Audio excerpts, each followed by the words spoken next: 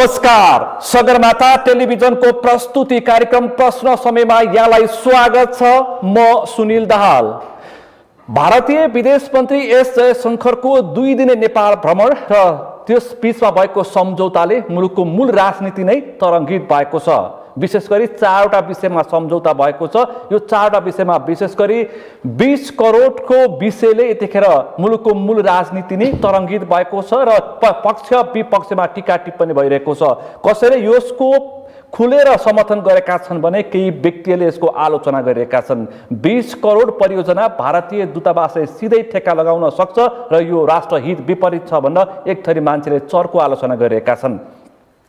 10 वर्षमा 10,000 मेगावाट विद्युत भारतले किन्ने एक थरी मानिसहरूले व्यवसायले स्वागत गरेका छन् र सरकारले यसको उपलब्धि बनेको छ भने एक थरी मानिसहरूले यसको पनि आलोचना गरेका छन्। कर्णाली पनि अब भारतलाई बेच्यो सरकारले भनेर त्यो खालको कटाक्ष गरिरहेका छन् र सँगै भारतको विषयमा जति छलफल हुनु पर्थ्यो र त्यो छलफल हुन सकेन, रुट लिन सकेन, हवाई रुट लिन सकेन, त्यस बारेमा प्रधानमन्त्रीले छलफल गर्न सक्नु भएन भनेर अर्को थरी मानिसहरूले फेरि आलोचना गरेका छन् र प्रमुख प्रतिपक्ष नेकपा एमाले भएका खुलस्त विषयहरू जुन विषयमा सहमति भएका छन् ती विषयहरूलाई प्रश्न पार्नुपर्ने भनेर एमाले प्रतिपक्षले माग गरेको छ। आज हामी यही विषयवस्तुमा केन्द्रित रहेर छलफल गर्दैछौँ। आजको यो छलफलमा मसँग सहभागी हुनुहुन्छ परराष्ट्रविद डाक्टर रामबाबु ढकाल। यहाँलाई स्वागत छ। नमस्कार। त्यसैगरी आजको यो छलफलमा मसँग सहभागी हुनुहुन्छ नेपाल उद्योग व्यापार महासङ्घका अध्यक्ष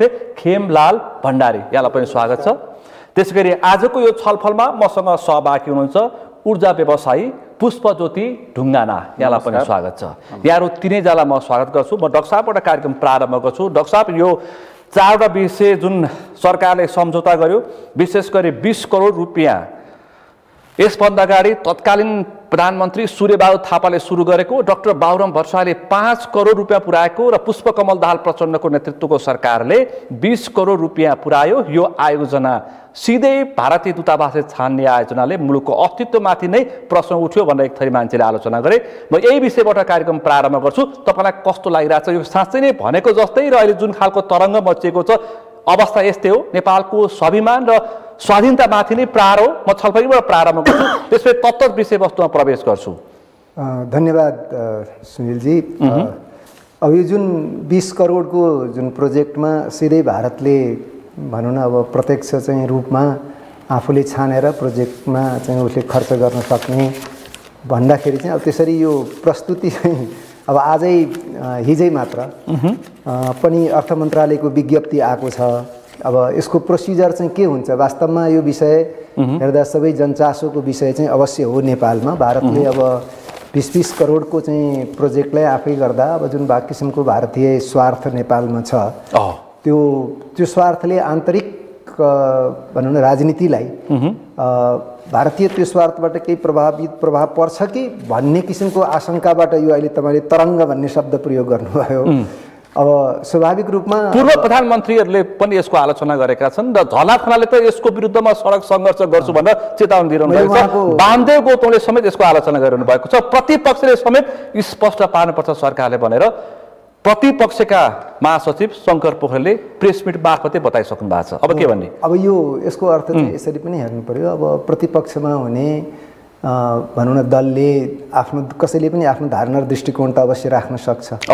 हाम्रो जस्तो खुला समाज छ, हाम्रो जस्तो लोकतान्त्रिक अधिकार वाक स्वतन्त्रता भएको मुलुकमा हुनुसक्यो। तर एउटा के हो वास्तवमा भने जुन पक्षबाट यसको आलोचना भएर जुन किसिमले संवेदनशीलता देखाइएको चाहिँ त्यो चाहिँ वास्तवमा भारतले नेपालमा जुन किसिमले पहिलेदेखि नै यो विषयमा मात्र होइन अरू पनि विषयमा आन्तरिक भनौँ नेपालको आन्तरिक राजनीतिक व्यवस्थापनमा जुन किसिमले उसले चासोहरू राख्दै आउँदाखेरि भारतले केही गतिविधिहरू नेपालमा गर्दाखेरिको अवस्थामा नेपाली समाजमा चाहिँ होइन यो चाहिँ भारतले आफ्नो स्वार्थ पूर्तिको लागि यो प्रक्रियालाई चाहिँ अथवा यसलाई चाहिँ प्रयोगमा ल्याउने हो कि भन्ने यो चाहिँ नेपाली जनमानसभित्र रहेको नेपाल भारत सम्बन्धभित्रको एउटा पक्ष हो। जुनसुकै विषय पनि भारतले गर्नुभन्दा अगाडि, किनभने त्यो स्पष्ट भएको हुँदैन र अर्को चाहिँ के हो भनेदेखि अब भारतले नेपाललाई एउटा नकारात्मक पक्षमा केही समाजको केही पक्षले समाजको केही भनौँ न तबकाले चाहिँ यसलाई त्यसरी हेर्नु पनि ठिक हो। अर्कोतर्फ सरकारले पनि यसलाई के आश्वस्त गर्नुपर्छ भने जुन तबकाले सरोकार व्यक्त गरेको छ, जो चासो राखेको छ, त्यसलाई यो यदि होइन वास्तवमा भारतले आन्तरिक राजनीति अथवा आन्तरिक उसको आफ्नो स्वार्थमा चाहिँ स्वार्थलाई प्रयोग गरेर नेपालको आन्तरिक राजनीति अथवा जहाँ जुन प्रोजेक्टहरू छान्ने हो, जुन स्थान छान्ने हो, जसरी मानिसहरूले व्याख्या गरिरहेका छन् त्यो के हो भनेर सरकारले प्रश्न पार्नुपर्छ। यसलाई हामीले चाहिँ के हेर्छौँ भने यो रणनीतिक उपयोगको लागि प्रयोग भएर आएको सहयोग हो भने त्यहाँनिर हामीले त्यसलाई चाहिँ त्यो रणनीति उपयोगमा भारतले त्यो गर्न नपाओस् भनेर हामी सचेत हुनुपर्छ, त्यो निश्चय हो। र अर्कोतर्फ भारतले पनि के समझदारी राख्नुपर्छ भने यदि नेपाललाई नितान्त नेपालको भनौँ न विकासका गतिविधिहरूमा पूर्वाधारको विकासमा भारतले केही पुँजी उपलब्ध गराएर, चाहे सामान्य प्रतीकात्मक रूपमा 20 करोड भनेको प्रतीकात्मक हो भने, अब यदि चाहिँ सहयोग गर्न खोजेको हो भने नेपालको आन्तरिक जुन नेपालको संविधान, कानुन र जुन किसिमको व्यवस्था सञ्चालनका हाम्रा कार्यविधिहरू छन् त्यसलाई चाहिँ प्रयोग गर्नुपर्छ, त्यसलाई त्यसै अनुरूप चल्नुपर्छ भन्दा अलिकति चाहिँ के छ भने त्यही मलाई लाग्छ। नत्र भने अर्थ मन्त्रालयले जुन निकालेको विज्ञप्ति छ यही विषयलाई लिएर विज्ञप्ति पनि नेताले निकाल्न थाले। भर्खरै मात्र कांग्रेस नेता विमला निधिले फेरि त्यसको रक्षात्मक विज्ञप्ति निकाल्नु भएको छ। यो हल्ला मात्रै हो भन्दा फेरि एमालेको अर्को छ, वामदेव गौतमहरूको अर्को छ। फरक व्यक्तिले फरक रूपमा व्याख्या गरिरहेछन्। म चाहिँ यसरी हेर्छु, अनि राजनीतिक नेतृत्व हाम्रा दलका नेताहरू कुन पार्टीसँग आबद्ध हुनुहुन्छ त्यो निश्चय आफ्नो दलको स्वार्थ, आफ्नो सिद्धान्त अनुसार उहाँको अभिव्यक्ति दिने कुरा आफ्नो स्वतन्त्रता हो। यो मुलुक हित विपरीत हो कि होइन, यति जवाफ दिनु त आम जनतालाई। मैले अघि भने यो मुलुक हित विपरीत हुन्छ हुँदैन भन्ने कुरा चाहिँ यसको प्रयोग र यसको विधिमा भर पर्छ। म तपाईँ चाहन्छु एकैछिन भन्दाखेरि छु, अब पानी पनि लाने, व्यापार पनि लाने, हाइड्रो ऊर्जा पनि लाने, अग्निपथ मार्फत युवा पनि लाने, सबै भारतले लाने, सरकारले यो सहमति गर्यो। यो खालको व्यापार ठिक हो तपाईँलाई के लाग्छ? कस्तो छ भने भारत र नेपालको बिचको हिजोका विषय हेर्ने हो भने नेपाल ठगिएको देखिन्छ। समान सन्धिहरू छन् होइन, ठगिएको देखिन्छ भने, र हाम्रो छिमेकी खुला बोर्डर भएको, संस्कृति मिलेको, सारा चिजले गर्दा हामी त्यो सबै स्थितिहरूबाट हामी भारतसँग नजिक नै छौँ। कहाँनिर समस्या छ त भनेदेखि चाहिँ विश्वास एउटा नेपाल र भारतको बिचको जनता लेभलमा विश्वास जगाउने काम त्यहाँको के अरे चाहिँ एउटा घनिष्ठ सम्बन्ध छ भनिन्छ। रोटी र बेटीको सम्बन्ध पनि भनिन्छ र छ पनि। अब यसलाई चाहिँ के अरे सदुपयोग गर्ने कुरा भारतसँग चाहिँ निकटता भएर हाम्रो चाहिँ के छ भनेदेखि छिमेकसँग हामी यति चाहिँ तपाईँको अनकन्ट्रोलेबल भेरिएबलहरूभित्र छौँ हामी, तपाईँको चाहिँ जसले गर्दाखेरि भारतसँगको सम्बन्ध हाम्रो गाढा हुन जरुरी छ। तपाईँ माओवादी निकटको व्यापारी हुनुहुन्छ होइन? अब यो खालको व्यापारले यो मुलुक बन्छ, अब यो खालको व्यापारले अनि एनजिओ आइएनजिओ त्यो भन्नुपर्छ अरबौँ रुपियाँको चाहिँ यहाँ लगानी गरिरहेछन्। यो विषयमा कुनै दिन फरक छलफल गरौँला, यो ताजा विषयमा कुराकानी गरौँ न आज। राजनीतिमा चाहिँ के रह्यो नेपाल भनेदेखि चाहिँ आवश्यकता को हिसाबले आफू नरहँदा भारतको विरोध गर्ने र रहँदा चाहिँ के छ भनेदेखि त्यसबाट तुरन्त लाभका चाहिँ लाभ लिनका निम्ति पनि कन्जुसाइ गर्ने र त्यसको विरोध गर्ने अवस्था पनि छ। त्यो प्रवृत्ति चाहिँ अहिले माओवादी नेतृत्वसँग देखियो भनिरहेछन्। अनि यसमा हालको कुरा छ, यो के छ भने नेपाल सरकारका परियोजनाहरूभित्र र उसका योजनाभित्र रहेर तपाईँको चाहिँ भारतले प्रत्यक्ष लगानी गर्दा के आपत्तिको कुरा हो जस्तो मलाई लाग्दैन। जहाँसम्म के छ भनेदेखि राजनीतिक लाभका निम्ति, अघि पनि लड साहबले भन्नुभयो, राजनीतिक लाभका निम्ति चाहिँ र चाहिँ के छ भनेदेखि यहाँ प्रभाव पार्नका निम्ति गरिने अब चाहिँ दुष्भावका साथ आएको हो भनेदेखि यसलाई चाहिँ प्रयोगका रूपमा हेर्नुपर्छ। यसले कुन किसिमको लिएर आउँछ भन्दाखेरि चाहिँ अहिले के भयो भने सूर्यबहादुर थापाको पालाबाट सुरु भएर बाबुराम भट्टराईले 5 करोड पुर्याउनु भयो, प्रचण्ड नेतृत्व सरकारले 20 करोड पुर्यायो, अब माधव नेपालको सरकार यस पछाडि भनेर सम्झौता भएको छ, उसले 50 करोड पुर्याउला, अनि शेरबहादुर देउवा आइपुगेपछि 100 करोड पुग्ला, अनि यो मुलुकको सबै आयोजना भारतीय दूतावासले ठेक्का लगाउनु त प्रसङ्ग यहाँनिर हो क्या?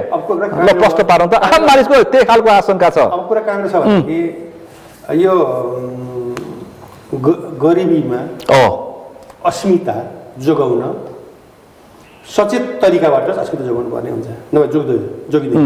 गरिबीमा अस्मिता जोगाउनको लागि कठिनाइ छ पक्कै पनि होइन। त्यसो भएको हुनाले हामी गरिब छौँ।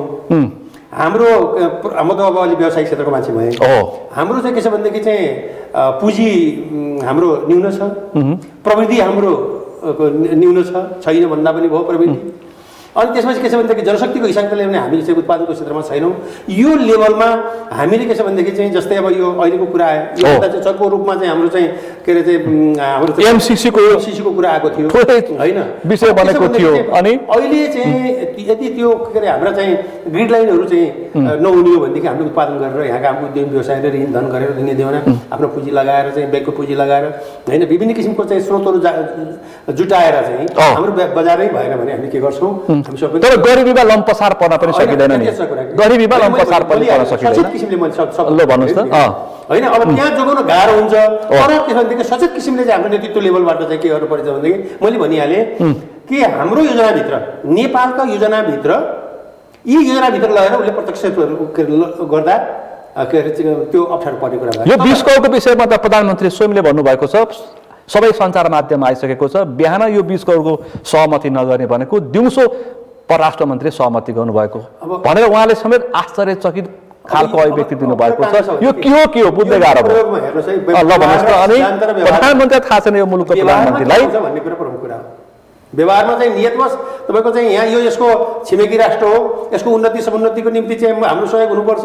ठिक छ, अब हामीले पनि सहयोग गर्न सक्ने हाम्रो प्रविधिले गर्ने सदा सहायताका साथ आउने हो भनेदेखि हामीले चाहिँ यसलाई ठिकै भन्नु। अमेरिकाले संसदको कानुन बनाएर दिने पैसा भारतले आफ्नै दूतावासबाट ठेक्का लगाउने, मुलुक कहाँ पुग्दैछ? अब यस्तो छ, धेरै राष्ट्रहरू सहयोग लिने विभिन्न चाहिँ तरिका हुन्छन्। आफू फस्ने स्टाइलले गर्नु भएन, नेतृत्व लेभलले अब हाम्रो अस्मितालाई चाहिँ बचाउँदै अब चाहिँ सहयोग चाहिँ लिनु पर्यो। ठ्याक्कै भन्नुहोस् त, तपाईँलाई चित्त बुझाएको छ? यस्तो छ कुरा, अब ठ्याक्कै कुरा नघुमाइकन भन्नुहोस् त। अब सिधै भन्दा त चित्त बुझाएको छैन। मैले भनिहालेँ हिजोका असमान सन्धिका कुरा, हिजोका चाहिँ तपाईँको चाहिँ अब चाहिँ नाकाबन्दीका कुरा, यी विभिन्न चिजहरू हेर्ने हो भनेदेखि होइन अब हाम्रो चाहिँ सिधै 1950 को सन्धिको त फेरि खरो हालत छ त्यो हेर्दा होइन। अब कुरा त्यस्तो भएको हुनाले हामीलाई के छ भनेदेखि चाहिँ त्यहाँका शासकहरूले हामीलाई के बुझ्नु पर्यो त भनेदेखि चाहिँ नेपालको हितका निम्ति नेपाली एउटा चाहिँ राम्रो साझेदारको रूपमा चाहिँ अगाडि बढाउने कुरामा हामी जाने कुरा चाहिँ हामीले चाहिँ तपाईँको चाहिँ यसमा साह्रै कन्जुसाइ गर्नु हुँदैन। तर यसमा चाहिँ के छ गलत नियतले यहाँ प्रभाव पार्नका निम्ति राजनीतिक प्रभाव पार्नका निम्ति आइएको हो भनेदेखि यो चाहिँ फेरि म आउँछु दृष्टान्त सहित आउँछु। थप प्रश्न लिएर एकैछिन ढुङ्गाना थियो। अब 10,000 मेगावाट बिजुली किन्ने भयो होइन। अब 10 वर्षमा मान्छेले के भनिरहेका छन्, पानी पनि लग्यो, अहिलेसम्म गण्डक नहरको पानी पाएको छैन। अब अग्निपथ मार्फत जवानी पनि लाने भयो भारतले, कुरा त्यहाँ पुगेको छ। अब 10,000 मेगावाटको बिजुली पनि लाने भयो, कर्णाली पनि बेच्यो सरकारले भनेर एक थरी मान्छेले त्यो खालको टिप्पणी गरेर बसेका छन्। के भन्नुहुन्छ? धन्यवाद सुनिलजी। व्यापारभन्दा माथि राष्ट्रवाद हो कि राष्ट्रवादभन्दा माथि व्यापार हो? हाम्रो मुलुक समृद्ध कसरी बनाउन सकिन्छ भन्ने कुरा राष्ट्रिय बहसको विषय हो। हामी जलस्रोतबाट मुलुक समृद्ध बन्न सक्छ भनेर भनेका छौँ। जलस्रोतको उपयोग गर्ने भनेको हामीले त्यसलाई विद्युतमा परिणत गरेर त्यसलाई सिँचाइमा प्रयोग गरेर कृषिलाई आधुनिकीकरण गरेर गर्न सकिन्छ भन्ने हो। एउटा प्रमुख स्रोत हाम्रो देशको जलस्रोत भनेर हामीले विगतदेखि त पढ्दै पनि आयौँ, अहिले व्यवहारमा पनि गर्दै आएका छौँ र भन्दै पनि आएका छौँ। यसको उपयोग हामीले कति गर्न सक्यौँ र कसरी गर्दैछौँ भन्ने कुरा चाहिँ यसको प्रमुख एजेन्डा हो जस्तो लाग्छ आज मुलुकमा। यो जलस्रोतलाई हामीले उपयोग गर्ने सन्दर्भमा हामीले विगत लामो समयदेखिबाट ऊर्जा क्षेत्रमा हामी करिब 100 वर्षभन्दा अगाडिदेखिबाट हामीले जलविद्युत उत्पादन गऱ्यौँ। तर आजको दिनसम्म आउँदाखेरि पनि हामी करिब 3000 मेगावाटको हाराहारीमा मात्रै उत्पादनमा पुगेका छौँ। हामी 10 वर्षमा 10,000 मेगावाट भारतलाई निर्यात गर्ने, त्यसबाट नेपाल र भारतको बिचमा रहेको ट्रेड डिप्रिसिएटलाई चाहिँ जुन व्यापार घाटा छ नेपाल र भारतको बिचमा त्यसलाई चाहिँ पूर्ति गर्ने भनेर चाहिँ भनेका छौँ। हेर्दा उत्साहपूर्ण नै छ। हामीसँग जे साधन छ हामीले अरू देशबाट किनेर ल्याउनु हुन्छ, तर नेपालबाट बिक्री गर्न हुँदैन भन्ने मानसिकताबाट त्याग्नुपर्छ भन्नेमा लाग्छ। तर भारतलाई जुन 10,000 मेगावाट बिक्री गर्ने भनेका छौँ, त्यसभित्र भारतले हाम्रो देशमा लगानी भएको सबै बिजुली खरिद गर्ने हो कि हाम्रो देशमा लगानी भएको सबै बिजुली खरिद गर्ने? जस्तो चिनिया व्यापारीको चिनिया लगानीको खरिद गरी नगर्नु के हो हैन? चिनिया लगानीको कुरा छोड्नुहोस्, चिनिया कुनै ठेकदार चाइनिज ठेकदार आएर यहाँ जलविद्युत आयोजनामा काम गरेको छ भने कुनै पनि हाइड्रो पावरमा चिनिया नागरिकको अनुवाद देखियो भने पनि लिन भनेको छ भारतले। त्यस्तो अवस्थामा हाम्रो देशको स्वाभिमान हामी त्यसरी चाहिँ बचाउन सक्छौँ कि सक्दैनौँ? यो एउटा प्रमुख प्रश्न हो। यो सम्झौताले के गर्छ? यो राजनीति बुझा मान्छे हो, विकरको तपाईँ ऊर्जा व्यवसायी हुनुहुन्छ। यो सम्झौता सबै प्रष्ट रूपमा आइसकेको छैन बाहिर, त्यसमा दफा दफामा केलाएर हामीले हेर्न पाएका छैनौँ। यदि भारतले नेपालमा उत्पादन भएको स्वदेशी अथवा विदेशी लगानी जुनसुकै देशको भए पनि खरिद गरिदियो भने र नेपालमा चाहिँ नेपालबाट त्यहाँ विद्युतलाई बिक्री गर्न सकियो भने यसले नेपाललाई फाइदा नै हुन्छ। तर अर्को एउटा प्रश्न पनि ज्वलन्त प्रश्न के छ भने हामीले विद्युत उपयोग गरिराख्दाखेरि हामीले विद्युतलाई कच्चा पदार्थको रूपमा यहाँ औद्योगिकरण गरेर त्यसबाट वस्तु उत्पादन गरेर बिक्री गर्ने कि निर्यात गर्ने कि अथवा हाम्रो देशको चाहिँ जलविद्युतलाई चाहिँ बिक्री गर्दा कच्चा पदार्थ नै बिक्री गर्ने भन्ने एउटा प्रश्न पनि छ। तर मेरो विचारमा के लाग्छ भन्दाखेरि आजको दिनमा हामीले जे लगानी गरेका छौँ, हाम्रो देशमा जे सरप्लस छ, वर्षात याममा चाहिँ हाम्रो सरप्लस विद्युत हुन्छ, हिउँद याममा हाम्रो भारतबाट अभाव हुन्छ, भारतबाटै किन्नुपर्छ। यसलाई चाहिँ हामीले भारततिर चाहिँ हामीले वर्षात याममा निर्यात गर्न सक्यौँ भने र हिउँदमा चाहिँ हाम्रो पावर चाहिँ ब्यालेन्स गरेर भारतबाट आयात गर्न सकेनौँ भने निश्चय पनि हामीलाई ट्रेड डिप्रिसिएट जुन भारत र नेपालको बिचमा छ यसलाई चाहिँ पूर्ति गर्नको निम्ति सहज हुनेछ। त्यसकारणले भारतलाई बिक्री गर्न नै हुँदैन भन्ने छैन। हामी पनि विद्युत व्यापार गर्नै हुँदैन भन्ने पक्षको होइन, तर न्यायोचित सहमति हुनुपर्छ, न्यायोचित सङ्गत हुनुपर्छ, न्यायोचित हुनुपर्छ। जस्तो आज भारत र चीनको बिचमा चाहिँ ठुलो ट्रेड डिप्रिसिएट छ। चाइनाबाट करिब करिब 68 अर्ब डलर बराबरको चाहिँ भारतले सामान आयात गर्छ, 15 अर्ब डलर जतिको चाहिँ भारतले चाहिँ चाइनामा निर्यात गर्छ। तर नेपालमा आएको कुनै पनि चाइनिज ठेकदारले काम गर्यो अथवा चाहिँ अर्को कसैले चाइना अघि तपाईँले भने जस्तै चाइनिजको अनुहार देख्यो भने पनि चाहिँ त्यहाँबाट खरिद नगर्ने भनेर जुन ढङ्गले चाहिँ आइरहेको छ, यसले नेपालको कता कता हामीले यी सबै गतिविधिबाट के देख्छौँ भन्दा भारतलाई अघि तपाईँले अर्को एउटा प्रसङ्गमा उठाउनु भयो 20 करोड रुपियाँको, त्यस्तै जस्तो गरेर नेपाललाई एउटा नियन्त्रित राज्यको रूपमा विकास गर्न खोजिएको भने निश्चय पनि यो दुःखदायी हुन्छ। पछि तपाईँलाई आशंका के पनि छ भन्दाखेरि विद्युतमा पनि भारतले नियन्त्रणको प्रयास त गर्न खोज्दै छैन भन्ने खालको आशंका छ। विगतमा यहाँ एक्सप्लोसिभ चाइनिज कम्पनीहरू चाहिँ जहाँ इन्भल्भ छन् त्यो ठाउँमा भारतबाट एक्सप्लोसिभ आयात गर्न नदिएर थुप्रै आयोजनाहरूले चाहिँ ढिलो सम्पन्न हुन गइरहेका छन्। त्यसबाट नेपाललाई कति चिनिया लगानीहरू त फर्किए, नेपाललाई धेरै ठुलो लगानी आयोजनै छोडेर फर्किएका छन्। थुप्रै आयोजनाहरू कुनैका 6 महिना ढिलो भएको छ, कुनैको 1 वर्ष ढिलो भएको छ, कुनै चाहिँ काम आयोजनाहरू नै फर्केर गएका छन्। यसको कारणले नेपालमा धेरै ठुलो इम्प्याक्ट परेको छ र यसले मूलतः चाहिँ के देखिन्छ भन्दाखेरि भारतले सम्पूर्ण रूपले चाहिँ नियन्त्रण गर्न खोजेको हो भने नेपालको स्वाभिमानमाथि यसको चाहिँ हस्तक्षेप हुन्छ।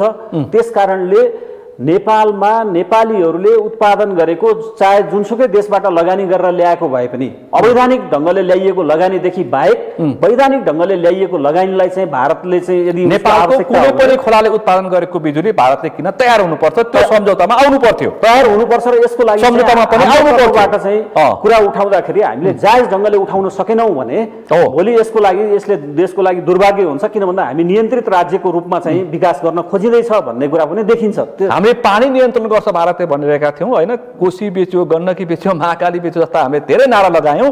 अब हाइड्रो ऊर्जा पनि भारतको नियन्त्रणमा पुग्दैछ कि भन्ने चिन्ता तपाईँलाई छ? होइन, भारतलाई बिक्री गर्नुपर्छ, हामीसँग भएको वस्तुलाई चाहिँ बिक्री गर्नुपर्छ। यसमा हामी व्यापारको विरोध होइन, व्यापार भने न्यायोचित व्यापारको पक्षमा हामी हो। म तपाईँसँग आउँछु, भण्डारीजी सुन्नुभयो है त।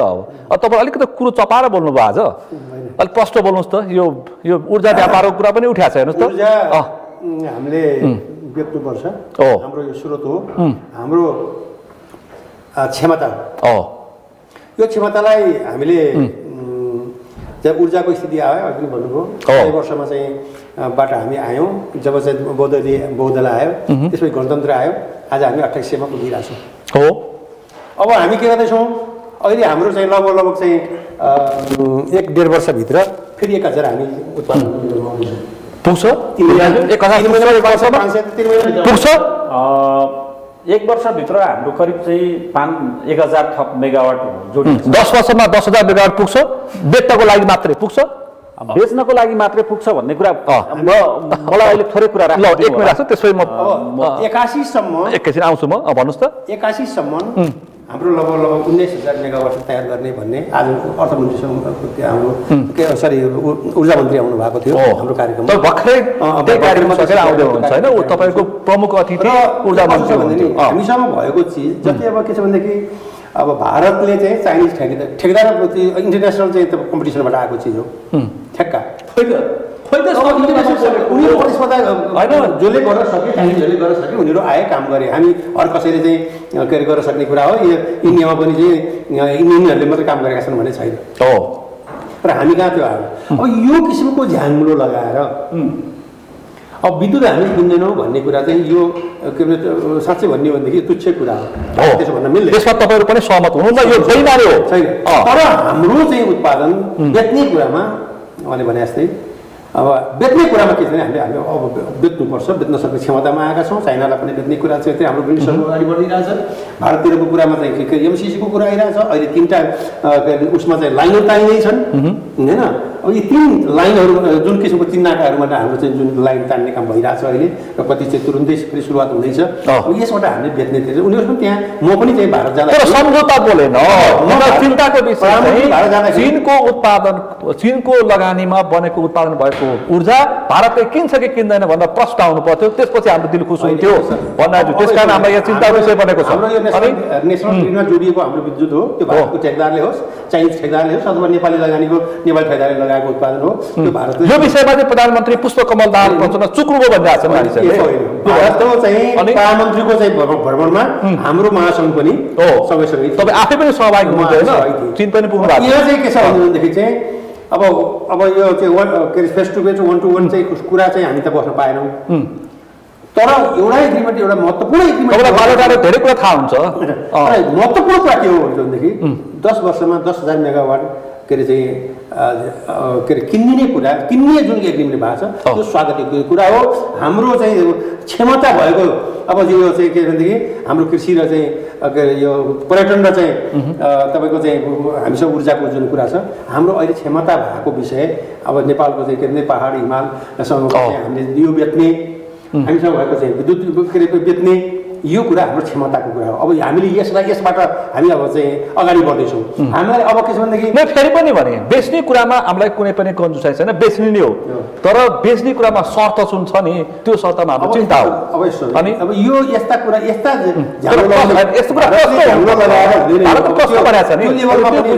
भएको हो जस्तो मलाई लाग्दैन 10,000 मा चाहिँ 10,000 मेगावाटको बारेमा तैपनि के छ भनेदेखि चाहिँ हिजो यो पोलिटिकल्ली त्यो 10,000 मेगावाटमा ल मानौ चीनको लगानीमा बनेको छ भने त्यहाँ जोडिएको छ भने भारत लिएला अब यो यस्तो छ विषय त्यहाँनिर छ यो बन्द गर्नु यो आधिकारिक कुरा वास्तवमा राजनीतिक रूपले चाहिँ कुनै नेताले भनिदिने कुरा रहला होइन तर नेसनल पोलिसीभित्र भारतले चाहिँ चाइनिज ठेकेदारले बनाएको बाहिर नेता आएर त बन्यो बोलेला राजनीतिक के अरे फाइदाका निम्ति बार्गेनिङका निम्ति तर्साउनका निम्ति कसैले बोल्ने कुरा एउटा कुरा होला तर भारतीय यो 10,000 मेगावाटमा चाहिँ भारतीय चाहिँ तपाईँको चाहिँ नीति के अरे चाहिँ यो ठेकेदारले बनाएको लिनु हुँदैन भन्ने किसिमको चाहिँ हो जस्तो मलाई लाग्दैन होइन यो किसिमको चाहिँ अब अपेक्षा गरौँ यदि त्यो खालको फेरि अर्थ चाहिँ आयो अब चाहिँ अब हाम्रो विद्युत चाहिँ हामीले म्याक्सिमम कुरा त हाम्रो विद्युत हामी भित्रै खपत गर्ने अब हाम्रो पोलिसी हो हामी भित्रै खपत गर्ने मेजर पोलिसी हुन्छ हामी कहाँ चाहिँ अहिले लगभग 5,000 मेगावाट अब अहिले चाहिँ सुन्नमा आएको छ 5,000 मेगावाट चाहिँ त हामीसँग अहिले चाहिँ उसमा छ के त हो अब त्यो ठुला उद्योगहरू 2-4 आउने बित्तिकै हामी चाहिँ लगभग 200 मेगावाट सायद 200 मेगावाट त एउटा उद्योगलाई दिनुपर्ने हुन्छ ठुला उद्योग पनि कुलमान घिसिङले त्यो शुल्क उठाउने नाममा बन्द गर्दै भनेर यहाँ अर्को राजनीतिक आलोचना भइरहेको छ यो त्यो विषयमा अहिले आउँदैन यो फरक विषय हो यसको बारेमा चाहिँ अलिकति कुरा गर्नै पर्छ फेरि अब आउँछु त्यही प्रश्न लिएर आउँछु एकैछिन डाक्टर साहब अब विषय धेरै छन्। यो 2 दिने भ्रमणले तरङ्गै ल्याएको छ, धेरैले आलोचना गरेका छन्। नेताले व्यक्ति ढङ्गले यहाँ विज्ञप्ति जारी गरिरहेका छन्। काङ्ग्रेसका एक थरीले एक थरी भनिरहेछन्, अर्को थरीले अर्को थरी, माओवादीभित्र पनि त्यही भनिरहेछन्, एमाले भित्र पनि त्यही भनिरहेछन्। यो के कुरा भइरहेछ, तपाईँले के बुझ्नु भएको छ, यो के हो? अनि यसो पहिलो कुरा हामीले के बुझ्नु पर्यो, नेपाल भारतको सम्बन्ध यति संवेदनशील रहेछ। यसको संवेदनशीलताको कारणबाट थरी मान्छेका थरी विचार आएको हो।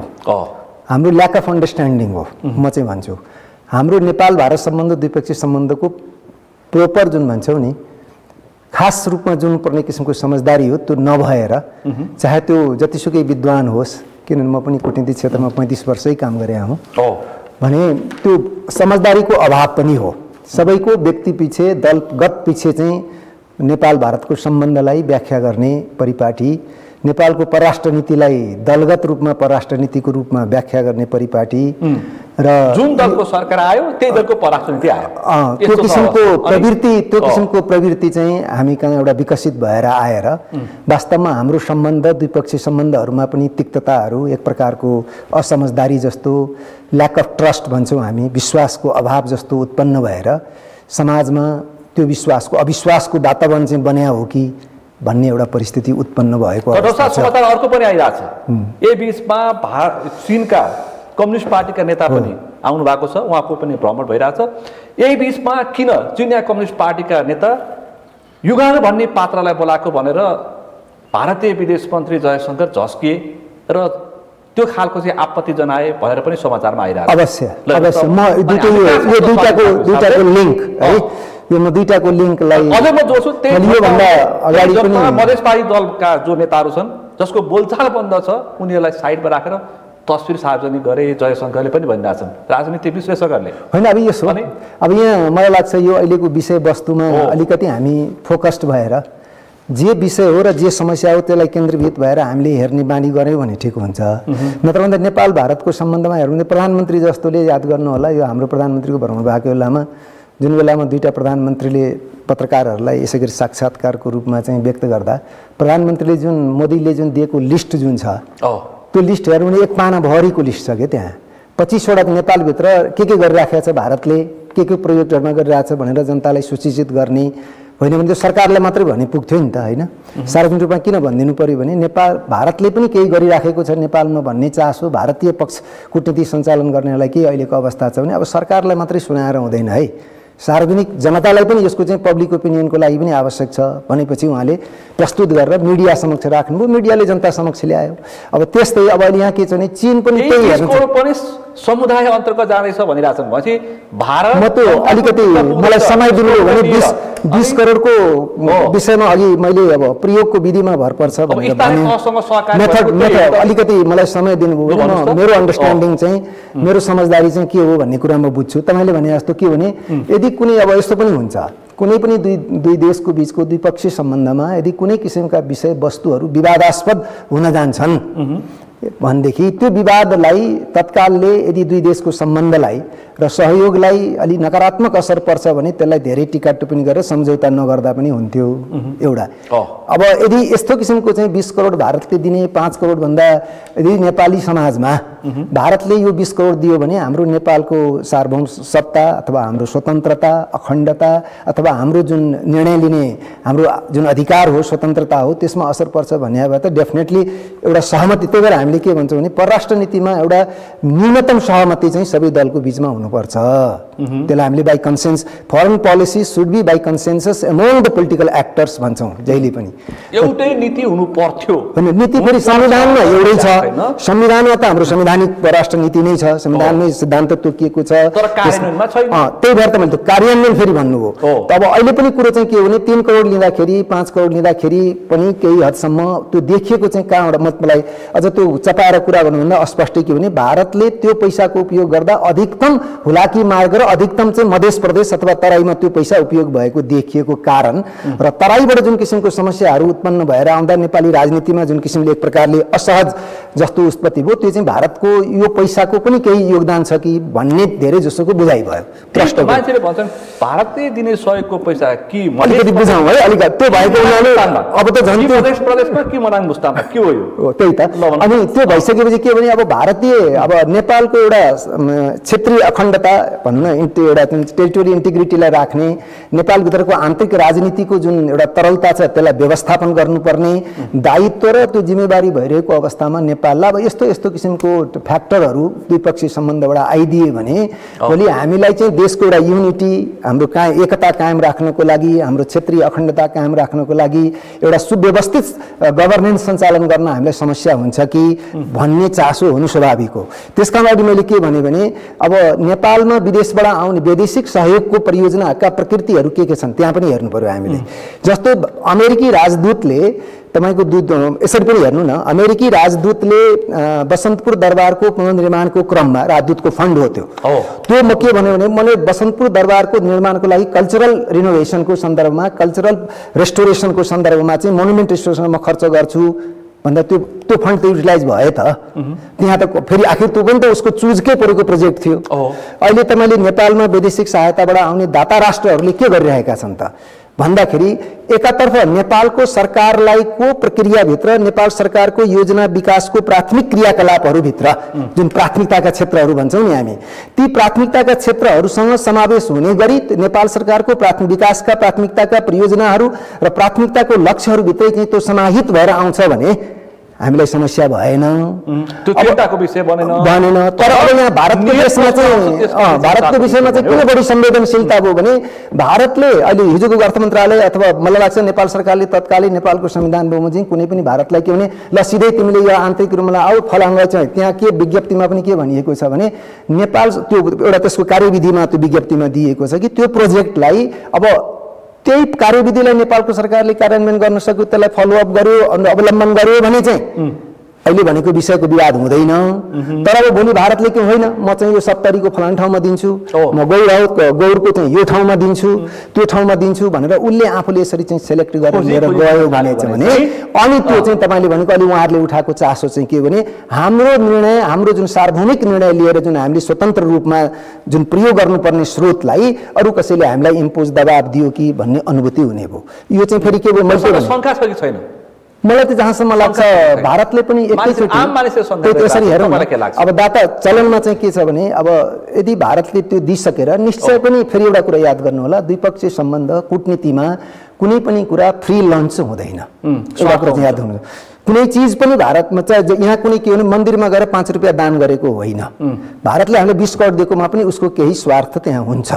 तर त्यो मैले के भने त्यो स्वार्थ नितान्त नेपालको आर्थिक सामाजिक र पूर्वाधार विकासको लागि प्रयोग हुने गरी नितान्त नेपाली जनताको समुन्नति उत्थानको लागि हो भने त्यसलाई हामीले हृदयदेखि नै स्वागत गर्नुपर्छ। अब यदि त्यसलाई चाहिँ भन्दैछु त्यो पैसाले रणनीतिक उपयोग गरेर नेपाली समाजमा चाहिँ के भने एक प्रकारको विभाजन आउने अनि स्थानीय तह सरकार प्रदेश सरकारहरूले खोजेको नेपाल संघ सरकारसँगको समन्वय गरेर तोकिएका प्रोजेक्ट परियोजनाहरूमा खर्च गर्न नपाउने, तर त्यसमा बीचमा भारतले यस्तो गर उस्तो गर भनेर डिक्टेट गर्यो भने चाहिँ त्यो सही हुँदैन। तर त्यहाँनिर चाहिँ सरकारले यहाँनिर नेपालको सरकार आयो भने के होला?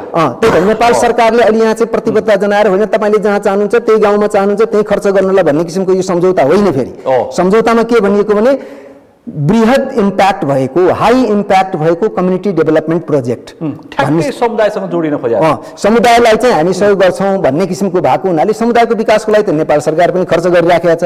अरू वैदेशिक राष्ट्रहरू जुन अरू दाता राष्ट्रहरू छन्, साझेदारहरू छन्, उनीहरूले पनि त गरिराखेका छन् भन्न चाहिँ खोजे। त्यस कारण एकैचोटि शङ्कास्पद भएर साइनिक भन्छौँ हामी अङ्ग्रेजीमा, त्यो साइनिकलै भएर चाहिँ हेरिहाल्नुपर्ने स्थिति पनि छैन। तर हामीले के चाहिँ हेर्नुपर्छ भने भारतको प्रवृत्ति हाम्रो राष्ट्रिय हितको लागि हाम्रो राष्ट्रिय हितको लागि राष्ट्रिय हित कम्प्रोमाइज नहुने गरी वैदेशिक सहायतालाई हामीले उपयोग गर्ने जुन पहिलेदेखि नै वैदेशिक सहायताको नीतिको उपयोगको जुन प्रमुख भनौँ न सिद्धान्त छ त्यसलाई हामीले उपयोग गर्न सक्छौँ भने हामीलाई चीनबाट आओस्, भारतबाट आओस्, कम्युनिटी डेभलपमेन्ट भनेर आओस्, एयरपोर्ट बनाउने भनेर आओस्, त्यसमा तर हामी चुक्छौँ यदि त्यो प्रयोगमा भने अनि समस्या चाहिँ हुन्छ। तपाईँसँग भण्डारीज्यू अब यहाँ हामीलाई चाहिएको छ हवाई रुट हैन, 2वटा विमानस्थल त्यत्तिकै थन्केर बसेको छ, पोखरा क्षेत्रीय अन्तर्राष्ट्रिय विमानस्थल र भैरवा विमानस्थल। हाम्रो विषय छ सीमाको, हाम्रो विषय छ यो भारतबाट आउने तरकारीमा चेक जाँच हुनु पर्यो, यो राष्ट्रिय इस्यु नै बनेको थियो। एभोट विषयहरू छन् तर केही पनि कुरा भएन, कुरा त अर्कै भयो। अब तपाईँले भन्नुभएको विषय त्यो चाहिँ अझ त्यो उठेकै विषय हुन्, यसको आन्दोलनको रूपमा पनि गए। यो विषयमा तपाईँले सङ्घर्ष गरेको मान्छे तपाईँ त होइन त? अब अनि अब हामी त चाहिँ भन्नु चाहिँ कस्तो हुन्छ भने नि, सानो हामी कमजोर अवस्थामा सानो मात्र हस्यो भने हामी च्वाइट हुने। ल हेर्नुहोस् यस्तो च्वाइट हुन्छ कि म उदाहरण दिन्छु तपाईँलाई। म पोल्ट्री सेक्टरमा पनि काम गर्थेँ। त्यहाँबाट चाहिँ बोर्डर एरियामा चाहिँ तपाईँको 3-4वटा चाहिँ ह्याचेरी राखिदियो, पर डे 1 लाख चाहिँ चल्ला उत्पादन गरेर चाहिँ भारतीय उद्यमीहरूले राखे। सायद त्यो त्यहाँ सब्सिडी चाहिँ गभर्मेन्टले दिएर अथवा युनियन पनि हुनसक्ला। अब त्यो यो मार्केटसम्म हुनका निम्ति हाम्रो भएका सानातिना ह्याचेरीहरू र सानातिना अन्डा उत्पादन गर्ने चाहिँ ऊहरू हाम्रो चाहिँ साना ठुला उद्योग के अरे किसान हुन् या ठुला किसान हुन्, ती चाहिँ सिद्धिने स्थिति आयो। सीमामा ल्याएर चल्ला बेच्न थाल्यो, अब सीमामा ल्याएर मासु बेच्न थाल्यो, चितवनतिरका व्यापारी 2 किलो ब्रोइलर कुखुरा हुन्छ। अनि पर डे 1 लाख चल्ला चाहिँ तपाईँको चाहिँ घाटा खाइदिएर चाहिँ पर डे चाहिँ हामी कहाँ चाहिँ त्यो बेला चाहिँ 15 रुपियाँ लगभग एउटा चल्लाको उत्पादन हुन्थ्यो। उनीहरूले 5 रुपियाँ 7 रुपियाँ फाल्दैन, हामी त हाम्रो चाहिँ चल्ने कुरा आयो, धान सक्ने अवस्था आएन। त्यसपछि व्यवसायीहरू अनि बैंकको लोन तिर्न नसक्ने अवस्था त्यसको असहजसँग परिरहेको हुने कुरा आएपछि हामी सुरु गऱ्यौँ। भारतीय चाहिँ चल्ला विरोधी आन्दोलन सुरु गऱ्यौँ, सेतो अन्डा विरुद्ध आन्दोलन सुरु गऱ्यौँ। आज 400 ह्याचेरी छन्। त्यसको चाहिँ वान अफ द चाहिँ के अरे चाहिँ त्यो आन्दोलनकर्ताको एउटा चाहिँ मेजर मान्छे म पनि हुँ होइन। अब त्यस कारण चाहिँ मेरो चाहिँ ह्याचेरी फिड आदि इत्यादि पनि थियो। अब हामीले त्यसो गरेपछि के भन्दा भने आज 400 ह्याचेरी छन्। अब त त्यो 10 लाख 3 लाख त अधिकांश चाहिँ लेस कुखुराहरू छन्, आज आत्मनिर्भर छन्। तर यो आत्मनिर्भरता फेरि कहाँनिर छ भने तपाईँले खानुभएको 4 चौटा मासुमध्ये 3 चौटा मासुको पैसा जान्छ बाहिर। मकै छैन, भटमास छैन, भटमासको पिना छैन, ढुक्रो छैन, दाना छैन, औषधि छैन, भ्याक्सिन छैन, यो हामी कहाँ बाहिर गएको छ। अब एउटा उद्यमीले मकै लाउन जान सक्ने, ढुटो मिल चलाएर ढुटो निकाल्ने होइन नि त। मैले बारम्बार भने म यो सबै फोरमहरू हुन्छ, अति प्रधानमन्त्रीले के अरे चाहिँ हाम्रो चाहिँ तत्काल गर्नुपर्ने समस्या के हुन् ल तपाईँले भनिदिनु पऱ्यो भने सबै सेक्टरहरूलाई बोलाउनु हो। हाम्रो महासङ्घलाई पनि बोलाइएको थियो। मैले त्यहाँ भने हामी टिक्नु पऱ्यो पहिला। स्वाधीन अर्थतन्त्रको कुरा त त्यो अलि अझै कुरा हाम्रा चाहिँ भइरहेका के अरे घरेलु साना उद्योग र हाम्रो उत्पादनमा प्रत्यक्ष असर गर्ने गरी भएका हस्तक्षेपहरू जति आउँछन् ती के हुन्छ भनेदेखि त्यो सरकारले हिम्मत गर्ने। आज मेरो चाहिँ के अरे थियो स्वागत मन्तव्य पनि थियो, मैले पनि भने हिम्मत गर्नै पर्छ। यो फेसिलिटेटर हो, म उद्यमी व्यवसायिक पनि भयो। मझौरा ठुला उद्योगलाई चाहिँ संरक्षण गर्नैपर्छ सरकारले भनेदेखि चाहिँ पुरै चाहिँ तपाईँको समर्थन र सहयोग गरेर कहाँ कहाँ के गर्छ प्रविधि बिउ बिजन। आज चाहिँ हरेक चिजको बिउ चाहिँ तपाईँको चाहिँ बिउमा चाहिँ अरबौँ रुपियाँ हाम्रो चाहिँ बिउ भइरहेछ। हाम्रो चाहिँ बाट निक्लिएको चिजहरूको चाहिँ त्यसको संरक्षण र त्यसलाई लगानी गरिदिने स्थिति सिर्जना भइरहेको छ। भनेपछि हामी कहाँ छौँ त भनेदेखि हामी नै कमजोर छौँ, हाम्रै योजना छैन। अर्काको अधिकार मात्रै कति हुन्छ, अर्का त खेल्न खोज्छ, खेल्ने खोलामा सोचेर राज्यकै भिजन छैन छैन राज्यकै हामी अहिले यहाँ के छ भनेदेखि चाहिँ अहिले के अरे यो कोलिसन गभर्मेन्ट छ होइन। अब त्यो एमाले विरोध गरिहाल्नु पर्ने, एमाले आयो भनेदेखि चाहिँ यो अरू चाहिँ काङ्ग्रेस अथवा माओवादीले विरोध गरिहाल्नु पर्ने। सही कुराको निम्ति चाहिँ सबैले समर्थन गर्ने र चाहिँ के अरे चाहिँ खराब कुराको बारेमा सूचित गराउने। राष्ट्रप्रति चिन्ता हुनु पर्यो, मुलुकप्रति माया हुनु पर्यो, स्वार्थको राजनीति छ। एउटा कुरा म तपाईँलाई भनौँ, जाँदाखेरि अलिकति विश्वासको वातावरण बनेको थियो है त्यो प्रधानमन्त्री उसमा चाहिँ भन्ने मलाई हामी सबैले फिल गरेर आयौँ। व्यवसायका धेरै सेक्टरका धेरै व्यवसायिक साथीहरू त्यहाँ हुनुहुन्थ्यो। 50औँ चाहिँ सबभन्दा ठुलो उपलब्धि भनेको विश्वासको वातावरण हामीलाई पनि के फिल भएको थियो भने उनीहरूको जहाँ संयुक्त बस्यो, हामी पनि त्यहाँ थियौँ होइन। उहाँले के भन्नुभयो भनेदेखि चाहिँ हामीले एउटा विश्वासको वातावरण, हाम्रो मेजर के अरे चाहिँ हाम्रो उपलब्धि भनेको हामीले विश्वास। अब हामी जोइन्टली जानुपर्छ। अब चाहिँ के छ भनेदेखि चाहिँ के अरे हामी एक आपसमा चाहिँ सहयोगी भावले गएनौँ भने एकअर्कालाई हेल्प गर्न सक्ने कुरा लगानीबाट हामी उनीहरूले पनि यहाँ चाहिँ के अरे भनेदेखि चाहिँ हाम्रा जमिनहरू लुट्ने गरी तर घाटाको व्यापार गरेर कहिलेसम्म टिक्न सकिन्छ? अब यस्तो छ, घाटाको व्यापार गरेर कहिलेसम्म टिक्न सकिन्छ?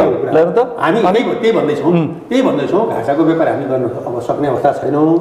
त्यसकारण चाहिँ हाम्रा क्षमताका विषय भनियो नि त। हाम्रो चाहिँ तपाईँको चाहिँ पर्यटनको क्षेत्र, हाम्रो चाहिँ विद्युतको क्षेत्र। मेरो प्रश्न भनेको राजनीति पनि हिन्दुस्तानले नै ओगट्ने, अब अर्थनीति पनि हिन्दुस्तानबाट प्रभावित हेर्ने कुरा पुग्दैछौँ। तपाईँलाई हेर्दाखेरि पूर्वबाट हेर्दाखेरि एउटा पाटो देखिन्छ, पश्चिमबाट हेर्दा एउटा पाटो, उत्तरबाट एउटा पाटो देखिन्छ नि त। समग्र रूपमा त देखिन्छ, तपाईँको पछाडि देख्न सकेको छैन नि त हामीले त। राजनीति पनि नियन्त्रित, अर्थतन्त्र पनि नियन्त्रित, एउटाको विषय यहाँ नै पुरा दृष्टिकोण हो, नियत हो।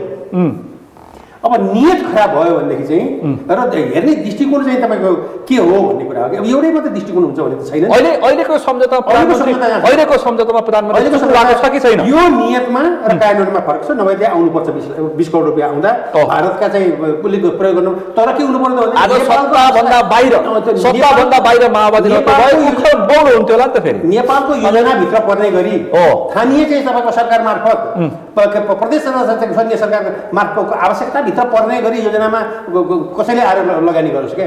यहाँ चाहिँ कुनै योजना छैन। उहाँले भन्नु चीनको अनुहार देख्यो भने पनि कुनै पनि ऊर्जा आयोजनामा भारत लिन भनेको छ। यो सम्भव छैन। अनि यो नीतिगत भारतले प्रश्न बोलेको होइन। एकजना नेताले भनेको त्यो चाहिँ नीति होइन, त्यो मलाई व्यवहारमा त्यो देखिँदैछ।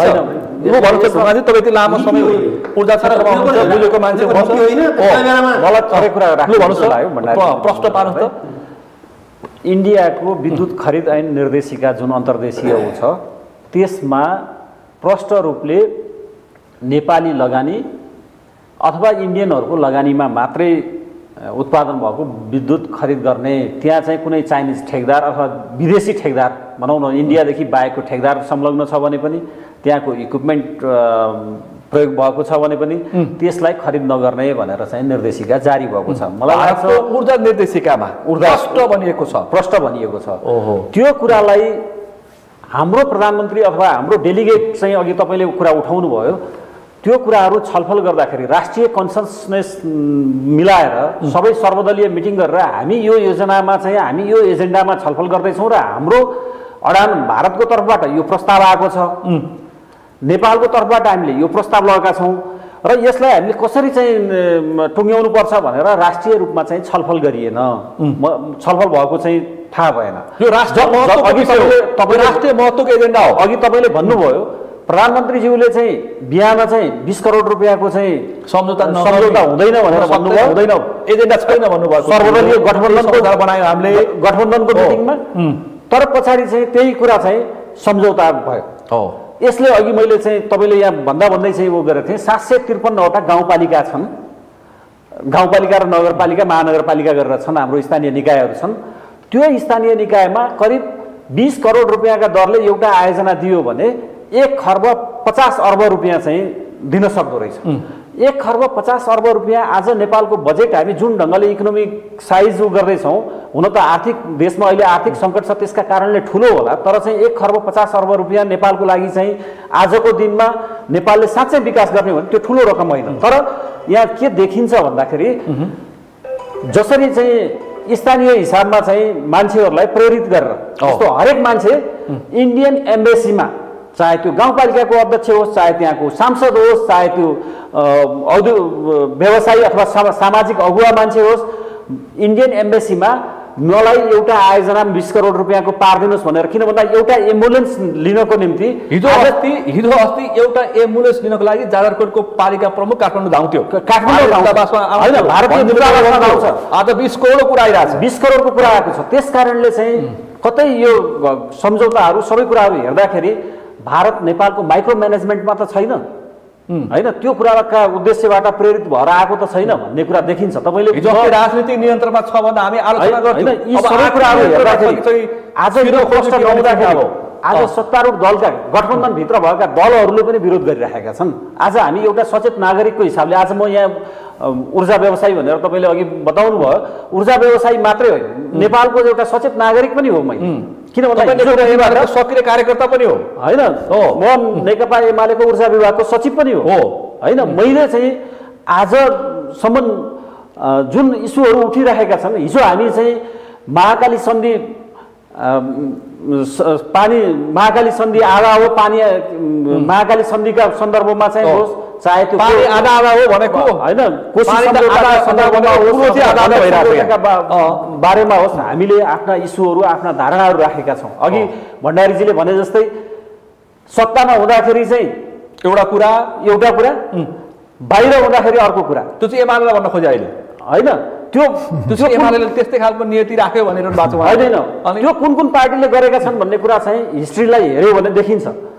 नेपालको जलविद्युतलाई विकास गर्ने, नेपालको अर्थतन्त्रलाई समृद्ध बनाउने, नेपाल र नेपाली जनताको विकासको लागि चाहिँ काम गरिने कुरामा चाहिँ हाम्रो पार्टीको तर्फबाट अथवा चाहिँ एउटा सचेत नागरिकको हिसाबको तर्फबाट हामीले विरोध गर्नुपर्ने अथवा गर्नुपर्ने 10,000 मेगावाट प्रत्येक वर्ष 9 खरब पैसा आउँदैछ। आज 9 खरब पैसा आउँछ प्रत्येक वर्ष।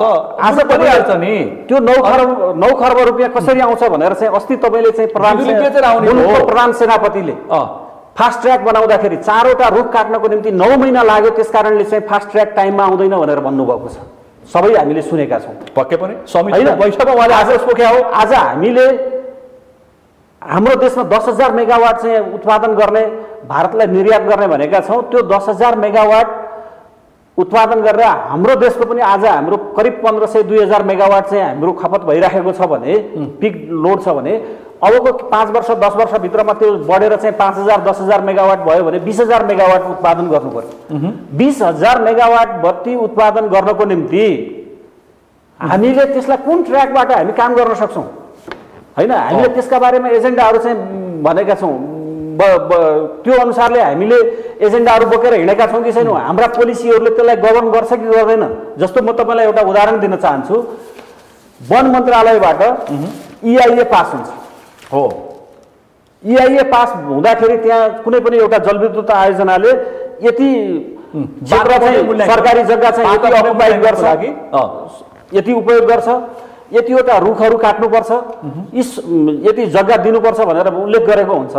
जब त्यो EIA पास भइसके पछाडि फेरि हाम्रो चाहिँ के छ भन्दाखेरि क्याबिनेटबाट निर्णय गर्नुपर्छ कि त्यो जग्गा र रुख काट्नको निम्ति क्याबिनेटबाट डिसिजन गर्नुपर्छ। त्यो कुरालाई हामीले पटक पटक भनेका छौँ। जग्गा उपयोग गर्न जब EIA मा हामीले यति जग्गा उपयोग गर्न, वन मन्त्रीले भनेको कुरा सुन्नु भयो नि तपाईँले? म त तयारी छु नि, कर्मचारी टेर्दैन। अब वन मन्त्री त्यसो भन्नुहुन्छ, मन्त्रीले लाग्छ त्यसमा के हुन्छ भन्दाखेरि मन्त्रीले त्यस्तो निर्यता प्रकट गर्ने हो भने मन्त्रीको कुर्सीमा बस्नको निम्ति चाहिँ उपयुक्त हुँदैन। सचिवले भनिदिए यस्तोमा म हस्ताक्षर गर्न सक्दिनँ, मलाई अख्तियार लाग्नु छैन भन्दै फेरि सचिवले त्यो कर्मचारीलाई काबु गरे। सचिव र मन्त्री कि कर्मचारीलाई चाहिँ मन्त्रीले ठेगानमा ल्याउनु सक्नु पर्यो कि मन्त्री ठेगान लाग्नु पर्यो? किन भन्दा काम गर्न सक्दैन भने त होइन, बरु म आफै ठेगान लाग्छु। यो वन मन्त्रालय विभाग बनाइदियो सरकारले, मलाई बाहिरिन्छु भन्नुभयो मन्त्रीले। फेरि होइन, त्यो छ भने ऐन कानुनमा समस्या छ भने ऐन कानुन संशोधन गर्नु पर्यो। ऐन तपाईँले चाहिँ अहिले चाहिँ प्रस्तावित विद्युत विधेयक हेर्नुभयो भने त्यो भित्र यति नियोजन गर्ने गरी ढङ्गले कुनै बाहिरबाट चाहिँ ड्राफ्ट गरेको थियो, को मान्छेले ड्राफ्ट गरेको, को मान्छे विज्ञ हुनुहुन्छ, को मान्छेले चाहिँ छलफल गरेर यसलाई चाहिँ कहाँबाट छलफल गरेर यो विधेयकको ड्राफ्ट गरियो भनेर प्रश्न गर्दाखेरि त्यसका बारेमा जवाफ दिने मान्छे छैन। कुनै एउटा विदेशी डोनर एजेन्सीका नामबाट चाहिँ ड्राफ्ट हुन्छ, त्यसबाट ल्याएर चाहिँ त्यो चाहिँ नेपालको संसदमा चाहिँ ड्राफ्ट गर्छ। अस्ति एकजना व्यवसायीले भन्दै हुनुहुन्थ्यो कोही कुनै देशका एजेन्डा बोकेर हिँडेका छन्, कोही कुनै देशका एजेन्डाहरू बोकेर हिँडेका छन्। यस्तो एजेन्डा अरू देशका मान्छे त नेपाली हुन्, देख्दा शरीर नेपाली छ तर एजेन्डा अर्कै देशको छ, तर एजेन्डा अर्कै देशको छ भनेर भनेको छ। त्यस कारणले चाहिँ आज हाम्रो देशको चाहिँ मूल समस्या भनेको हामी विकास निर्माणमा अथवा चाहिँ हाम्रो देशको आधारभूत कुराहरूमा हामी कहाँ चुक्यौँ भनेर चाहिँ हामी कसरी लैजाउँ भनेर एउटा चाहिँ राष्ट्रिय रूपमा चाहिँ छलफल गरेर त्यसलाई एजेन्डा बनाएर त्यसबाट एउटा साझा निष्कर्ष निकालेर अगाडि बढाउन सकेनौँ भने मलाई लाग्छ यो 10 वर्षमा 10,000 मेगावाट होइन, हामीले 5-7 हजार मेगावाट पनि चाहिँ बनाउन सक्दैनौँ। किन भन्दा हामी धेरै लामो समयसम्म चाहिँ ऊर्जा क्षेत्रमा काम गरेका छौँ र म आफै ऊर्जा क्षेत्रमा लागेको 20-21 वर्ष भयो। 21 वर्षको अवधिमा म आफै संलग्न भएर 3वटा हाइड्रो पावर आयोजनाहरू आफै सुरुदेखिबाट अन्त्यसम्म चाहिँ गरेर त्यसलाई चाहिँ सम्पन्न गरेको छु। तर त्यो बिचमा के समस्याहरू आए, के कुन ठाउँमा कर्मचारीको प्रशासनमा कहाँ दुःख पाइयो, स्थानीय लेभलमा हामीले कहाँ दुःख पायौँ, सरकारी नीतिगत कारणले हामी कहाँ दुःख पायौँ भनेर हामीले पटक पटक हाम्रो म इपानको सदस्य पनि छु, सल्लाहकार पनि छु, इपानको तर्फबाट हामीले त्यो कुराहरू सुझाव पनि दिएका छौँ, पार्टीको विभागको तर्फबाट पनि सुझावहरू दिएका छौँ, व्यक्तिगत रूपमा भेट्दा पनि हामीले त्यो कुराहरू सुझावहरू दिएका छौँ। सरकारले मुख्य व्यापारको विषय बनाएको छ, सरकारले त्यसरी प्राथमिकतामा राखेको छ ऊर्जालाई, जसरी मुख्य व्यापार गर्ने भएको अब ऊर्जा हो भनेको छ सरकारले, पहिलो प्राथमिकतामा राखेको छ। नेपालको महसुस तपाईँले गर्नुभएको छ? नेपालको समृद्धिको आधार चाहिँ ऊर्जा नै हो, हाइड्रो हो। किन भन्दा इनर्जी भएन भने हामीले चाहिँ कुनै पनि अगाडि बढाउन सक्दैनौँ।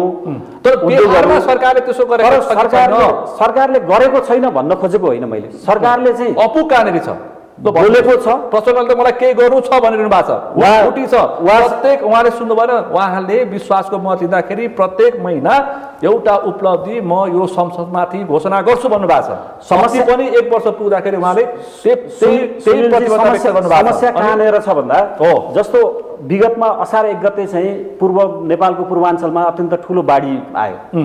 त्यो बाढीले करिब नेपालका चाहिँ 200 मेगावाट जति हाइड्रो उत्पादन गरिरहेका 22-25 वटा चाहिँ आयोजनाहरूमा चाहिँ धेरै ठुलो क्षति पुग्यो।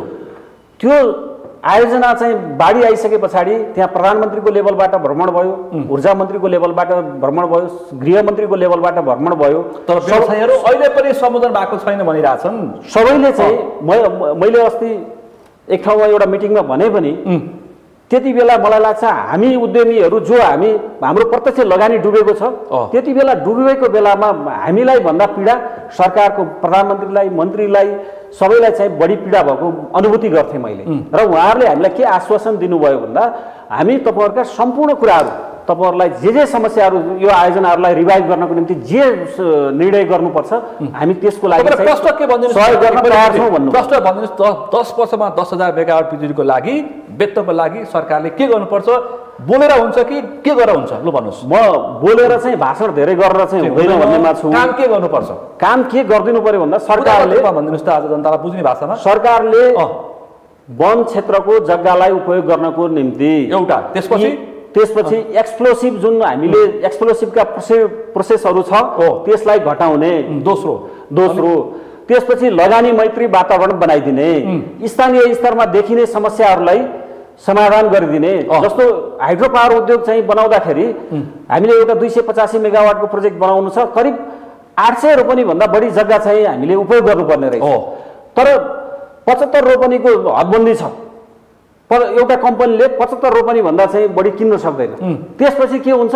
व्यक्तिका नाममा किन्न जानुपर्छ, स्वीकृति लिन जाउँ, त्यो व्यक्तिको नाममा पनि फेरि हदबन्दी छ, अनि त्यो स्वीकृति लिन जाउँ। यी समस्याहरू सरकारले हल गरिदिनु पर्छ। हामीले समस्या ऊर्जामा हामी स्पष्ट व्यापार गर्न सक्छौँ, नत्र गफ हुन्छ। मलाई सर्टकटमा भन्न दिनुहोस्।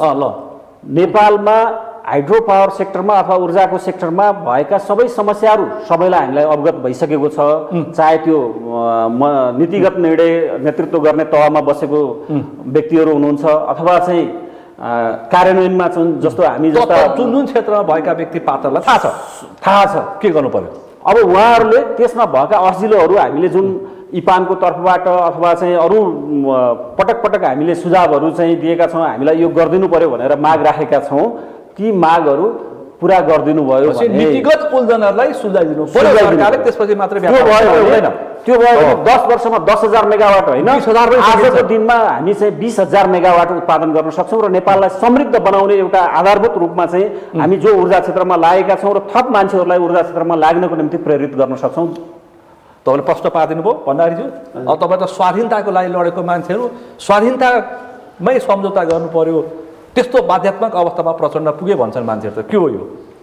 त्यस्तो लाग्दैन, अब त्यस्तो लाग्दैन मलाई। अब जहाँसम्म चाहिँ 3-4वटा विषयहरू अग्नि पथको कुराले पनि डरलाग्दो अवस्था छ है, तपाईँलाई याद छ? हाम्रो यो 1 दशक हामी बस्यौँ हो, 70-80 सम्मको हाम्रो जुन त्यतिको रह्यो यो हामी चापमै रह्यौँ। जुनसुकै गभर्मेन्ट जुनसुकै प्रधानमन्त्री भए पनि यो समय चापको समय हो। अन्तर्राष्ट्रिय राष्ट्रिय रूपमा विभिन्न किसिमका चाहिँ के अरे हामी सबै ठाउँमा सङ्कुचना आयो। अब आयो, हामी यस्तो समस्यामा छौँ, यो सत्य कुरा हो। अब यसलाई एकपछि अर्कोलाई मिलाउँदै जानु नै पर्छ।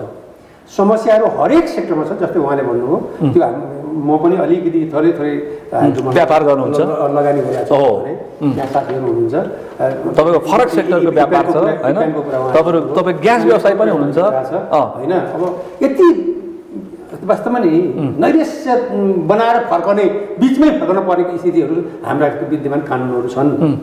त्यो कानुनले होइन निराशा बनाएर बाहिरको पनि निर्माण तहमा छ। एउटा मात्रै सेक्टर होइन, एउटा मन्त्रालय धारा हुँदैन, एउटा विभाग धारा हुँदैन, व्यक्ति धारा हुँदैन, आफूलाई फाइदा हुने भए फाइदा अगाडि बढ्छ, नभए बढ्दैन। यी सबै कुरा उहाँले भोगिसक्नु भएको छ। कमिसनको चक्कर मिल्यो भने कुरा मिल्छ मिल्दैन। अब कस्तो छ त भन्दाखेरि चाहिँ यहाँ अब एउटा कुरा त पुराना कानुनहरू छन्, तोड्नु पर्यो नि त प्रधानमन्त्रीले। तोड्छु भने होइन, तोडिन्छ यो प्रयास गर्नु पर्यो, सकेर पनि भनिदिनु पर्यो जनतालाई, आउनु पर्यो, समितिले पास गरेर आउनु पर्यो। त्यसपछि कानुनमा अब त्यो सरकारले ढलाउनका निम्ति अब अर्को के अरे पछाडि बसेकाले यसलाई यहाँ नै ढलाउन सकिन्छ भने पासै गर्दैन। राम्रो काममा त साथ दिन्छ नि त भनेको हाम्रो कल्चरल्ली हाम्रो चाहिँ राज्यको चाहिँ विकासका निम्ति एक ठाउँ उभिने हामी यहाँ कल्चर भएन। त्यो हाम्रो साहित्य इतिहाससम्म त्यहाँ पुगेको छैनौँ कि हाम्रो त्यो समय फ्याक्टरले चाहिँ हाम्रो टाइम फ्याक्टर हुन्छ नि एउटा, त्यो हाम्रो डेभलपमेन्टको हामी कल्चर तपाईँ हाम्रै पालामा समृद्धि देख्नु पर्यो, तपाईँ हाम्रै पालामा देख्नु पर्यो। हो म चाहिँ हेर्नुहोस् एउटा व्यवसाय हो, अब विभिन्न सङ्घ संस्थाहरूमा म चाहिँ आबद्ध हुनुहुन्छ र यहाँ समस्याहरू केन्द्रीकृत छन् र अब हामी चाहिँ विभिन्न अर्थ मन्त्रालय चाहिँ तपाईँको चाहिँ उद्योग मन्त्रालय त्यसपछि लिएर गएर चाहिँ तपाईँको के अरे तपाईँ सिधै प्रधानमन्त्रीसँग पहुँचा मान्छे त यति गाह्रो छ भने सामान्य व्यापारीको हालत के हो भन्नु चाहन्छ? राष्ट्र अनि यी सबैसँग हामी बस्छौँ, समस्या घनीभूत रूपमा चाहिँ छलफल हुन्छ, कार्यान्वयनको लेभलमा फेरि पनि आएका छैनन्, होइन आएका छैनन्। अब यो हाम्रो दुईटा तिनवटा कुरा चाहिँ महत्त्वपूर्ण कुरा छ। लु भन्नु स्पष्ट पार्यो त। अब कुरा एउटा कुरा छ, हाम्रो संरचनागत नै समस्या छ एउटा, अर्को हाम्रो अर्थव्यवस्थाको स्थिति पनि नाजुक छ, अर्को हाम्रो कर्मचारी तन्त्र, हाम्रो ब्युरोक्रेसी, पञ्चायती चाहिँ समस्याको ग्रस्त छ। यो तोड्नु पर्यो नि, क्रमभङ्गता लेभलमा छ। अब यसको लागि कसरी समाधान गरे त नि, यो त समस्या भयो।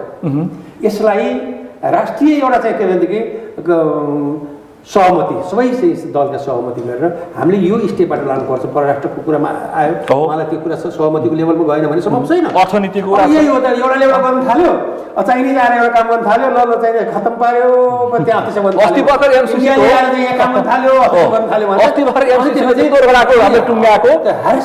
हेर्नुहोस् अस्ति मात्रैको कुरा हो, यति महत्त्वपूर्ण कुरा भएको थियो, त्यो विरोधले चाहिँ त्यो फिर्ता गर्नु पर्यो। यो चाहिँ के छ भनेदेखि कुन चाहिँ विषय, यो विद्यार्थीहरू विदेश जाने कुरामा कुरो हो त, रोक्नै पर्थ्यो क्या। त्यो यति ठुलो आएको राजनीतिक पार्टी चाहिँ तपाईँको चाहिँ विद्यार्थीहरू राजनीति हरेक ठाउँमा चाहिँ अब कर्मचारी त अब चाहिँ पार्टीका मान्छे जानु भनेपछि होइन, व्यापारी पनि पार्टीको, कर्मचारी पनि पार्टीको, न्यायपालिका के अरे चाहिँ व्यवस्थापिका, त्यसपछि तपाईँको चाहिँ यी सबै चिज चाहिँ हाम्रा प्रमुख चार निकायहरू नै के छ भनेदेखि चाहिँ त्यसबाट कार्यपालिका छैन, न्यायपालिका छैन, व्यवस्थापिका छैन, कर्मचारी छैन। यसको बारेमा चाहिँ हामी कहाँ यो ठुलो प्रब्लम छ।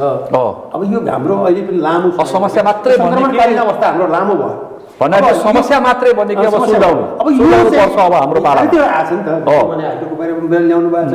मैले चाहिँ साना व्यवसाय मैले आज पनि भने कि सानो घरेलु र साना उद्योग र हाम्रो उत्पादनको क्षेत्रमा कृषि क्षेत्रमा पर्ने असरहरू कुनै पनि हाम्रो राज्यले चाहिँ रोक्न पर्ने भए रोक्नुपर्छ, होइन भनेदेखि हामी आन्दोलन सुरु गर्छौँ भन्ने मैले भनिदिनु भयो। हामी आन्दोलन सुरु गर्छौँ, हामीले चाहिँ ऊर्जा मन्त्रीलाई साथी राखेर आन्दोलन सुरु गर्यौँ, ऊर्जा मन्त्रीलाई साथी राखेर भनिदिनु भयो। हिजो दुधमा सुरु गर्यौँ, तरकारीमा सुरु गर्यौँ, माछामा सुरु गर्यौँ, हो त। त्यसको कारण हिजो मासुमा चाहिँ तपाईँको चाहिँ रोगी आयो भने आज व्यापक रूपमा तपाईँ खसी अब 50% भन्दा बढी हाम्रो उत्पादन भइसकेको छ खसी। तर साना व्यवसायहरू सटहरू बन्द गरेर गर्न भएन भनेदेखि अब हेर्नुहोस् हिजोको तरिकाले अहिलेको आवश्यकतालाई मिट गर्नका निम्ति ल भन्नुहोस् अन्तिममा त्यो गर्नका निम्ति पुरानो तरिकाले हुँदैन। क्रमभङ्गता चाहिन्छ, माओवादीले भने जस्तो क्रमभङ्गताको लागि प्रयास गर्नु पर्यो होइन। हाम्रो प्रधान चाहिएको छ।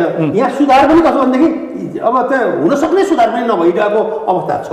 कसले गर्ने त भन्दाखेरि कसले गर्ने आरोप प्रत्यारोप मात्र कि कसले गर्ने? अब आवाज उठाउने सेक्टर हो, हामीले त माग गर्ने सेक्टर हो, हामीले नीतिमा यो कमी भयो भन्ने सेक्टर हो हैन। अब हामी त अब फेरि राजनीतिक रूपले अब एउटा के अरे चाहिँ गणतन्त्र आइसकेको छ, राजनीतिक रूपमा मान्छेहरू व्यवस्था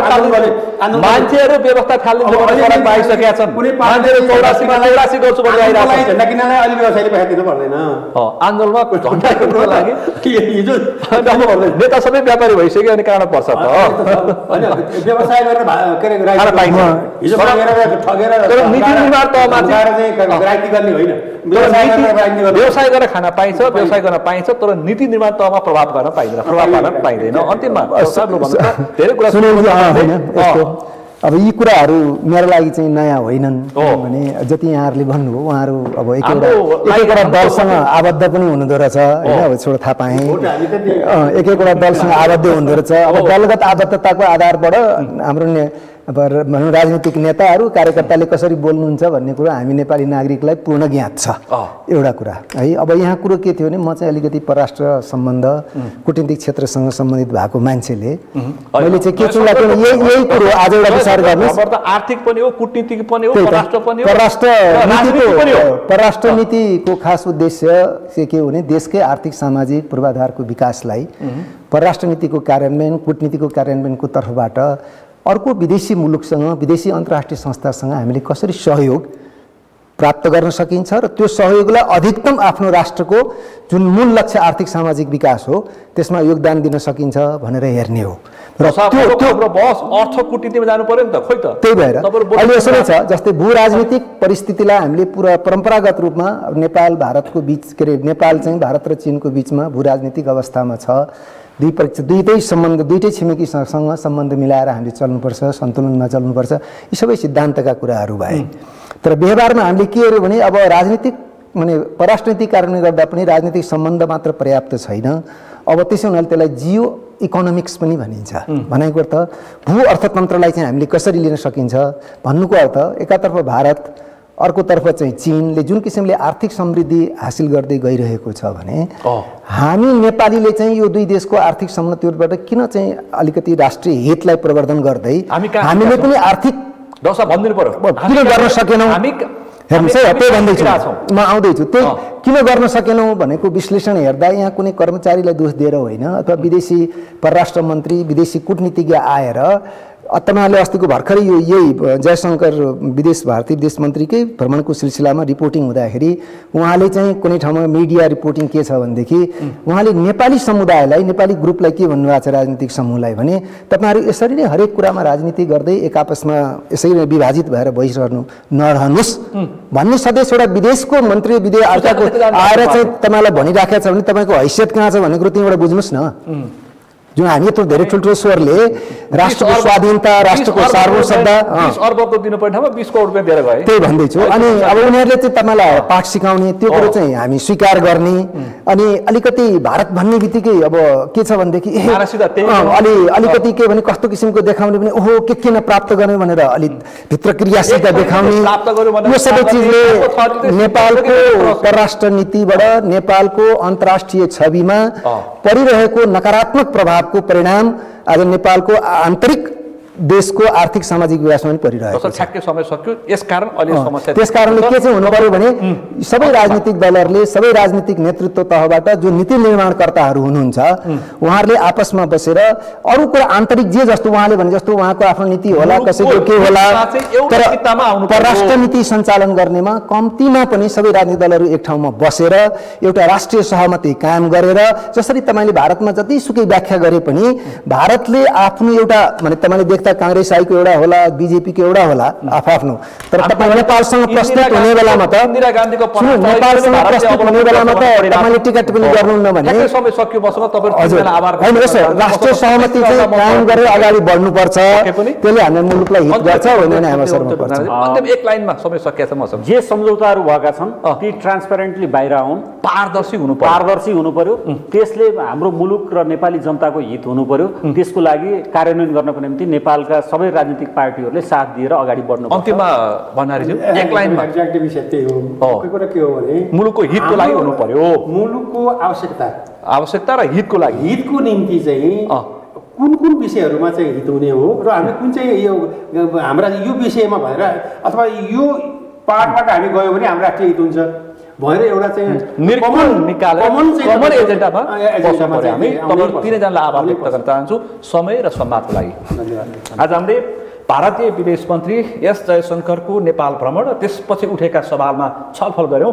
आजको यो छलफलमा मसँग सहभागी हुनुहुन्थ्यो परराष्ट्रविद डाक्टर रामबाबु ढकाल, त्यसैगरी नेपाल उद्योग व्यापार महासंघका अध्यक्ष खेमलाल भण्डारी र त्यसैगरी ऊर्जा व्यवसायी पुष्पज्योति ढुङ्गाना। आजको विषय प्रसंग यति नै। भोलि अर्को विषय प्रसंगका साथ कार्यक्रम प्रश्न समय ल्याउने बाचा गर्दै म सुनिल दाहाल पनि बिदा चाहन्छु। सगरमाथा टेलिभिजन हेर्दै गर्नुहोला। नमस्कार।